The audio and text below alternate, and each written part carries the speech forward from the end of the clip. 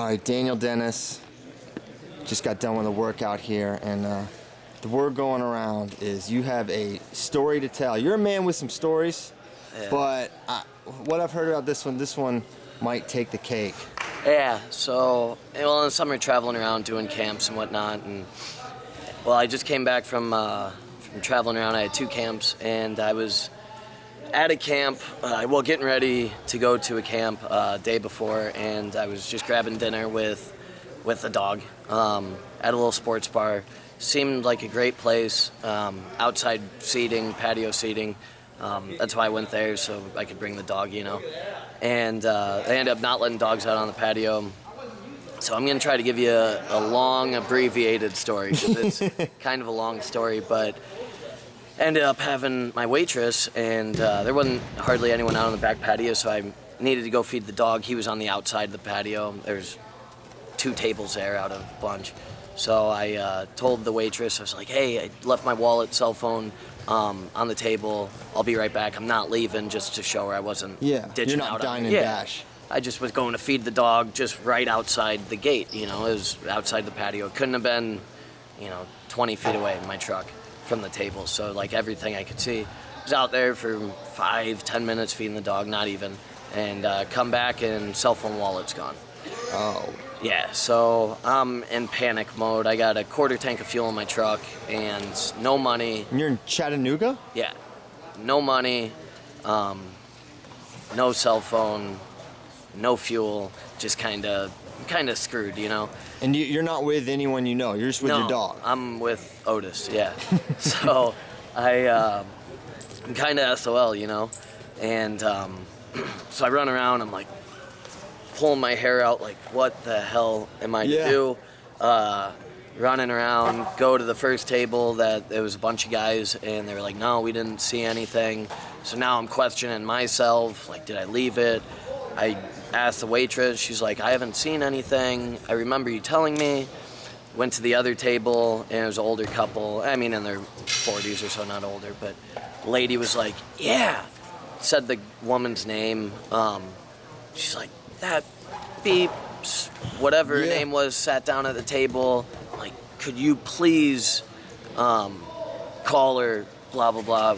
Apparently she had a really bad reputation there. Uh-huh. She's like, I don't know that. Started yelling about her. I'm like, I'm screwed, told her the whole situation. She's like, let me go see if she's still inside. So she walked in. The lady was still there waiting to sing karaoke, actually. The lady who alleged who sat down there at the table. Yeah, so the other 2 people were gone. So she sat down at my table with 2 other people, so a total of 3 of them. And when I found her, the other 2 were gone. Ended up confronting her, blah, blah, blah.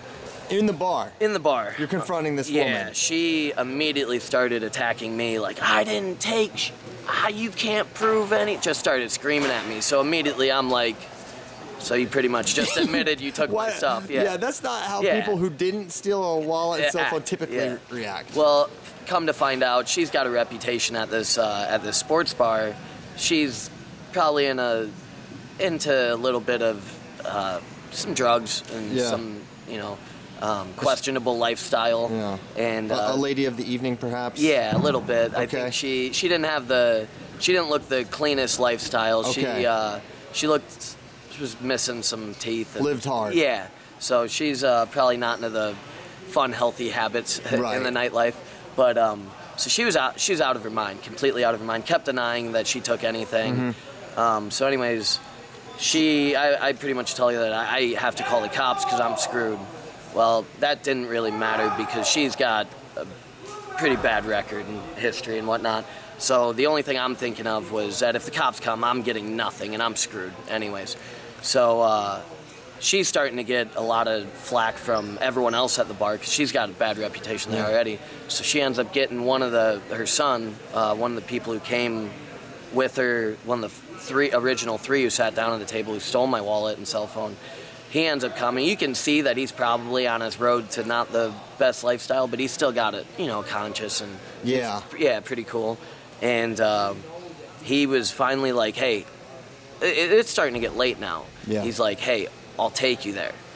And immediately I'm like, He'll take to your wallet and cell phone? yeah, so he knows. Yeah. He basically admits it. Oh, yeah. So the mom is still, I didn't take anything, screaming at me and everything. And the son was pretty much just like, actually his son looked over at the mom and was like, shut up. And then he looked over at me and was like, I'll take you. So I'm like, it's pretty late, you know, it's past midnight probably, or maybe. Are you thinking like it's a setup, or this is like, I don't know? No, I don't know what's going on. I don't want to jump in their car with them. So I got my dog with me. He's a protective son of a gun. And so they're like, hey, I'll take you. I'm like, after thinking about it, after hearing some of the other people who work there, no one could come with me. I'm like, screw it, I'll follow you. But I wasn't going to jump in with them. So I get in my truck. I got Otis with me, and I'm driving my truck that's got a quarter tank of fuel in it to try to get my wallet and cell phone and all this. And driving there, I'm from Iowa. Shooting guns and hunting is a big thing. And I have my concealed carry, and, you know, I'll travel, usually have a firearm with me. And I had one with me.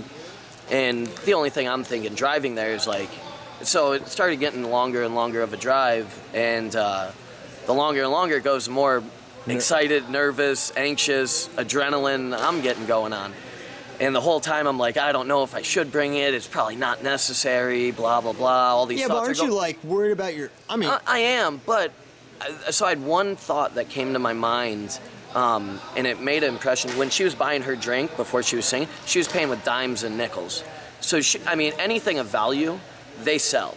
Like, they're junkies, you know? Yeah. They sell anything of value to get money to go buy their feed fix. their habit. Yeah. So driving there, I had that thought, though, clear as can be, like, they obviously don't have a weapon because they would have sold it to get their, their drugs.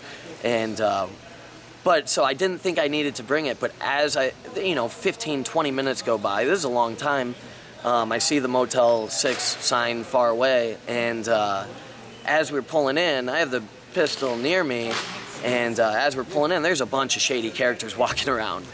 Where do they take you? To Motel 6. Motel 6. Yeah. Oh, great. So Motel 6. So pull in. As soon as we get there, the kid walks over to some other guy, and at this time I was told that it was a girl who took my wallet and cell phone.